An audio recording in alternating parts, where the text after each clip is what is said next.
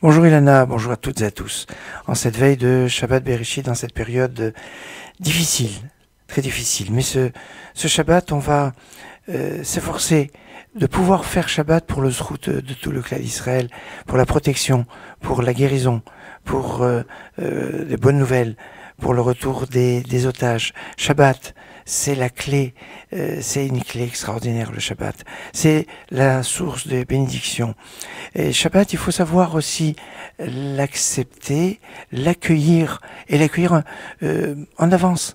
Ne pas le faire tarder, et faire du Shabbat, offrir du Shabbat. Tiens, si on pouvait offrir des minutes de Shabbat, des minutes d'éternité, il y a comme ça des possibilités d'offrir, en faisant rentrer Shabbat un peu plus tôt que l'horaire limite.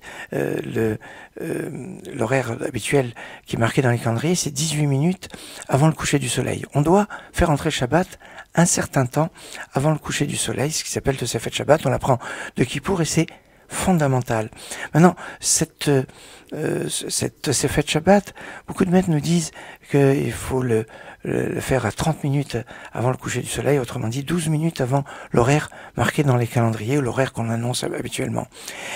À Jérusalem, on fait rentrer 40 minutes avant le coucher du soleil. Et ça, c'est important, et on le voit justement dans la paracha Bereshit. Il est marqué « Vayichal Elokim hayom hashvi » et Dieu a terminé le 7e jour. Dieu a terminé le 7e jour. Mais non, il s'est reposé le 7e jour.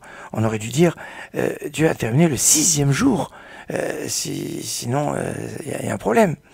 Rabbi Shimon Bar Yochai, cité par Rashi, nous dit « Un homme qui ne connaît pas exactement le temps, qui n'a pas une maîtrise du temps, eh bien, il doit rajouter du Chol à la Kodesh, autrement dit, de faire entrer le Shabbat plus tôt, de prendre quelque part une marge de sécurité, pour ne pas en arriver à transgresser, à faire des travaux. Alors que Hachem, bien connaît, a une maîtrise du temps, il peut travailler jusqu'à la dernière limite. C'est sa différence entre l'homme et Dieu.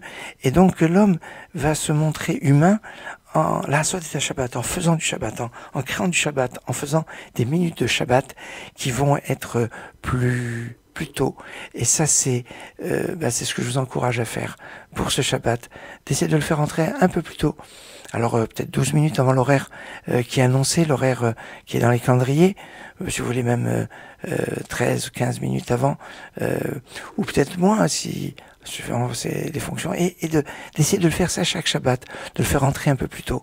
C'est quelque chose d'extraordinaire, une source de bracha, une source de bénédiction, et de profiter de ce temps-là, on a fait rentrer Shabbat un peu plus tôt, pour faire des prières, demander à Hachem des choses. Et c'est un zrout extraordinaire. Je vous donne rendez-vous tout à l'heure pour parler de l'importance, la puissance du Shabbat, car c'est fondamental. Tout à l'heure, à 10h30, on parlera de l'importance et la centralité du Shabbat. Pour l'heure, je vous souhaite Shabbat Shalom, Git Shabbos, Shabbat Shalom Mevorach, et qu'on entende de bonnes nouvelles. Israël,